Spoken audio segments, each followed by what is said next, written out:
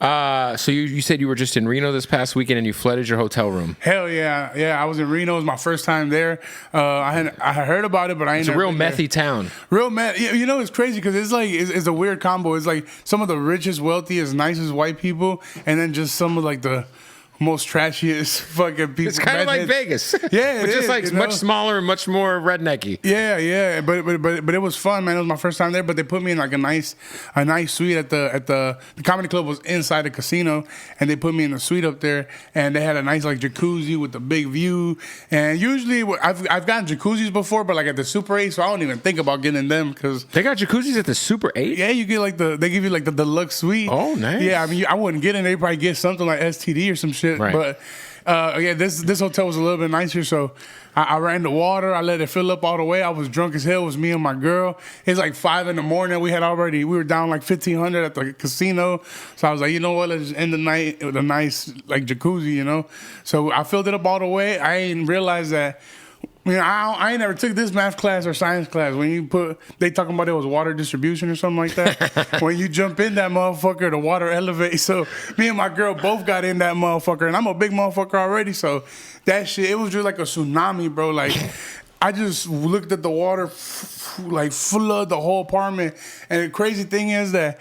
I had just traveled from Chicago to Reno, and I was doing laundry because I stopped to visit my parents. Right. And I was gonna miss my flight, so I didn't let my clothes dry all the way. So as soon as I got to the suite, I laid everything out on the floor with my girl to let it air dry.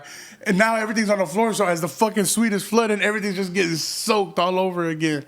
So it's just me and my girl. We're literally fighting to get out this jacuzzi, but of course the jacuzzi is like it's got like a little slant, so we're slipping. It's like some cartoon shit, Flintstone shit. Like we're running and play Scooby-Doo shit, you know. Finally, we get to jump out the goddamn jacuzzi. We put everything away, but I mean, at this point, like we're walking around the whole weekend, and all you hear is all the water and the goddamn fucking carpet. It just by the third day, it just smelled like it was like mold. It was mold. I was like, we either gonna go through this motherfucking ceiling down to the next floor, or the next motherfucker will. No deposit. No, the deposit gone. We just started smoking in that moment. At that point, we just started taking shit. Yeah, once you flood the room, you just gotta kind of like, I don't know, just do whatever you want in there at that point. Yeah, for real. You're like, I'm gonna smoke weed. Might as well sublease that motherfucker. At that point. My Airbnb this bitch out for a day. You know, shit. What's it? So you're originally from Chicago, right? Yeah, I grew up in the north side of Chicago, Humboldt Park neighborhood, and then I moved out right around like middle school, high school. I moved out to Aurora, which is a suburb of Chicago, about 40 miles west of downtown. Wayne's World was actually shot there. Wayne's World was shot in your hometown? Yep, Aurora, Illinois. Fire. Yep. I'm curious because like I don't think a lot of people give like the city of Chicago like enough credit as it being like a real Mexican city. Oh yeah. Because like when we think of Mexicans, we think of like Texas, the West Coast, but Chicago's like, I would always say the furthest east you can get real dope Mexican food is Chicago. Anything after that, shit's fucked up. Nah, man. There's actually an argument going on online. I've actually gone viral a few times bringing this argument up, saying that Chicago has got better Mexican food than the whole country, even California, That's LA. a wild thing to say. So yeah, some people, I know. Yeah. That's just blasphemy. Yeah, I've lived here a little bit longer now in LA, and I come to realize that it's just that you guys got a lot of options. It's also home for you, so like I get it. Yeah, but we do got good food though. For sure, I heard it's amazing. But yeah, but when I started touring and traveling, I tell people I'm from Chicago, and their first reaction is there's Mexicans there, which to me is like insane because I mean I'm from there, so I'm like, what the fuck? Like, we're all Mexican up there. What are you talking about?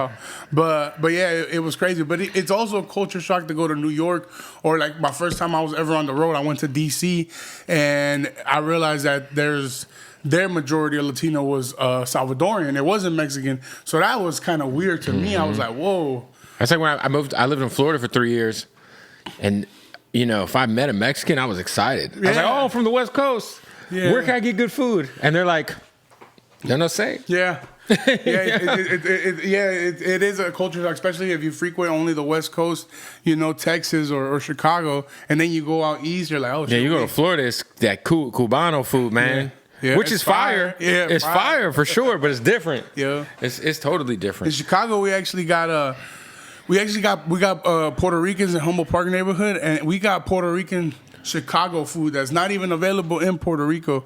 It's only in Chicago. Puerto Rican Chicago. So like a style of Puerto Rican food that's Chicago only specific. Specifically, they created this like Tex-Mex. Yeah, like Tex-Mex, but they got this thing. It's called a jibarito. I always shout it out. It's basically like a steak sandwich, but instead of bread, they use plantains. Oh, shit. And it's just, I mean, A1. Shout out to Jibaritos de Mas in Chicago and Humboldt Park. It's gas, bro. I recommend you guys to go there. But that's why Chicago's different. Like the food is just. I think we got the best food in the world. I ain't gonna lie. Seriously. I've heard it's amazing. My friend does radio out there. North side of Chicago is Cubs. Yep. South side, obviously, White Sox. Yep. So did you grow up a Cubs fan? You know what? The people we used to live in a basement, me and my family, and the landlord that lived above us, which is kind of like our family now that we consider them, but they were like huge Cubs fans. So I just remember like Sammy Sosa during his prime, all that, and they never took me to a game, and I still to this day have never been to a Cubs game, but I did grow up liking the Cubs, you know.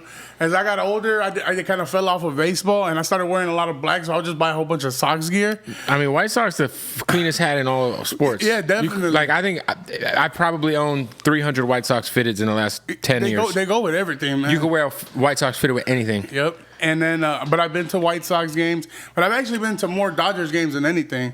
So I guess I consider myself a Dodgers fan now. But yeah, I grew up a Cubs fan.